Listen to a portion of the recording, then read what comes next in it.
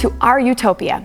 In our next segment, we venture out with the Utah Rock Art Research Association, but also with a very inspiring fellow named Jonathan Bailey, who has been quietly and diligently taking photos and documenting thousands of archaeological sites across the San Rafael Swell. Here's our story on Molen Reef.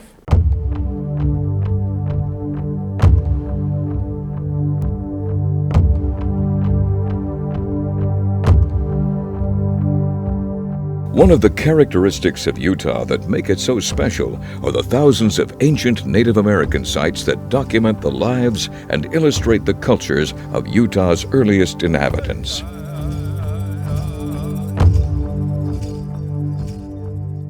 When hiking Utah's landscape, these ancient sites add an element of adventure to an already exciting itinerary.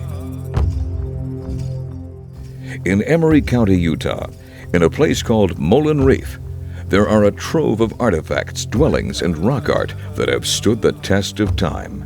Much of it created over 1,000 years ago, these treasures may not be around much longer. That's because recently, the Bureau of Land Management, or BLM, decided to lease the land in this area for oil and gas development.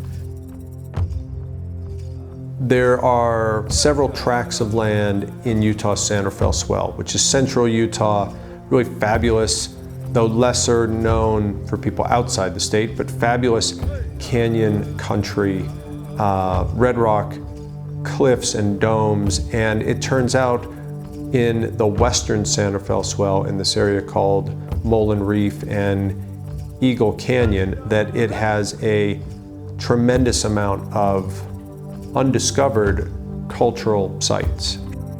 Molen Reef is a large mesa that stretches north to south along the eastern edge of the town of Farron. The Molen name comes from a man who ran cattle in the area during the 1870s and 80s. The name reef is widely used throughout canyon country because of the steeply tilted geological features that act as a barrier to travel. This area is very rugged and has very many different surfaces. So there are a lot of different ways in which people in the past could have hidden sites under rocks and in small drainages and even on the horizontal bedrock. So exploring wide swaths of land is incredibly difficult, especially here. In 2018, the BLM offered 32,000 acres in Molen Reef for lease and development, angering many rock art enthusiasts. We recently visited the area with Steve and Diana Acerson of the Utah Rock Art Research Association, along with local Jonathan Bailey, photographer and shepherd of the book Rock Art, a vision of a vanishing cultural landscape, to visit some of the cultural resources that are being threatened. This is a Fremont habitation site. There's a small raised ring, as you can see, outside of this small alcove.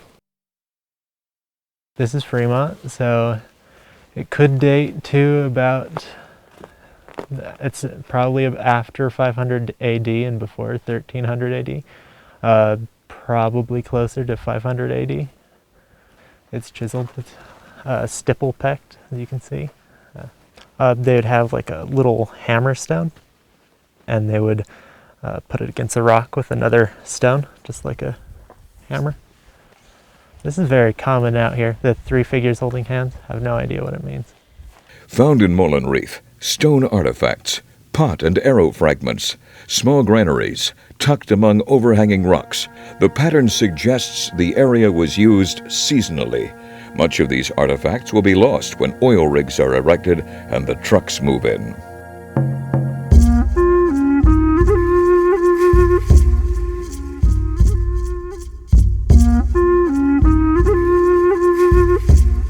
Problem that we see is just the access points and how their transmission of whatever they produce is moved. So new roads in the area, pipelines possibly and just the impact that that would have.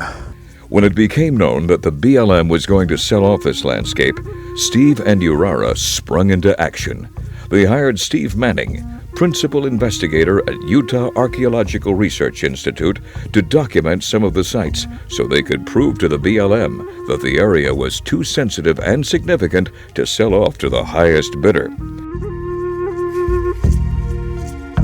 The process of documenting archaeological sites is arduous, but Urara felt that if they could spend the time and the money that the BLM could not, that the information would have an effect on the outcome of the management plan. Organizations like Urara and SUA are concerned that leases throughout Canyon Country are often approved with very little on-the-ground inventories for cultural resources. Once a lease is secured for development, the possibility of rescinding the agreement based on archaeology found during construction is highly unlikely. More often, only limited remedial mitigation occurs when development takes place, mitigation that fails to protect the site from being transformed by industrial development and from problems like vandalism and looting. A lot of the information that the BLM develops their processes on is done through literature searches, and currently the archaeologists and a lot of the BLM folks aren't able to get out like they used to, and so they kind of depend on consulting parties to share the information or their concerns for an area when they put it under a lease stipulation. But even through that process, they don't allow information that's not been gathered by archaeologists to be considered, because it has to be documented and have a Smithsonian number attached to it. Since 2013, Urara has identified hundreds of cultural sites in the Molen Reef area. The results of the Urara surveys were recorded and officially filed with the State Historic Preservation Office, or SHPO.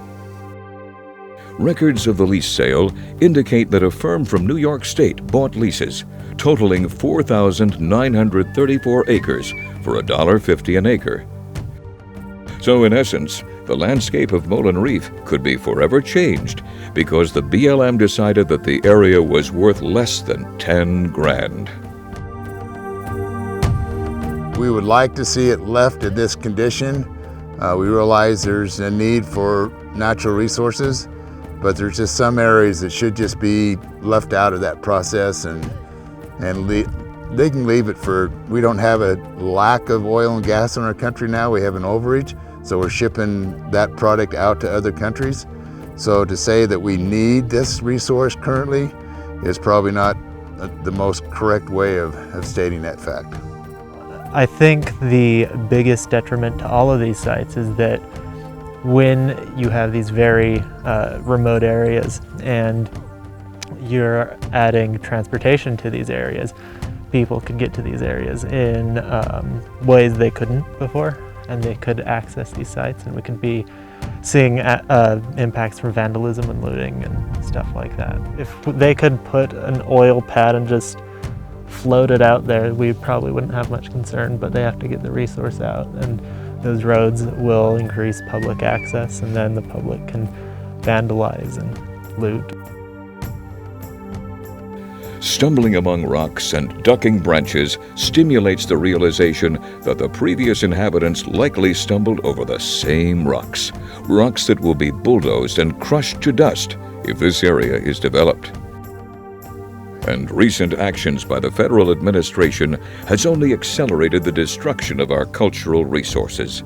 One reason is the turn away from focusing on renewable energy like wind and solar, and instead focusing on fossil fuel development under a policy of energy domination. The other is the recent change in the process that halves the time it takes to procure a lease. This reduction in lead time is a direct assault on the inventorying of important cultural resources.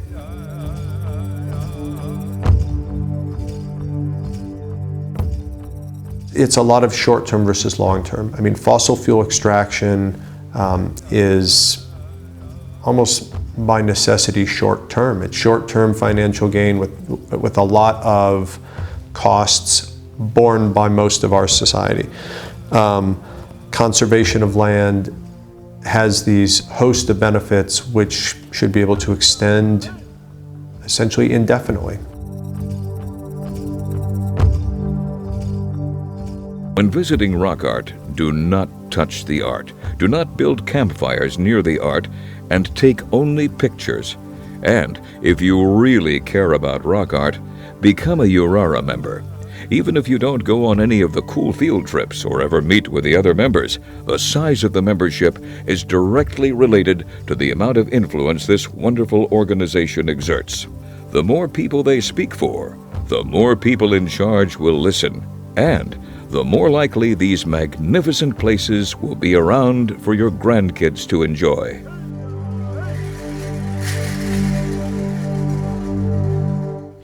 It's our sincerest hope that we don't lose these important archaeological sites because we want oil from the ground. For a state that puts so much value on ancestry and lineage, this is an important part of Utah's heritage. These sites exist nowhere else on Earth. For many rock art enthusiasts, this area is a paradise. It would be a shame if it became a parking lot. You can become a member of URARA, the Utah Rock Art Research Association, by visiting their website. And if you've missed any of our previous episodes of Utopia, please visit us online at utopiatvseries.com. And remember, we don't inherit the earth from our parents. We borrow it from our children.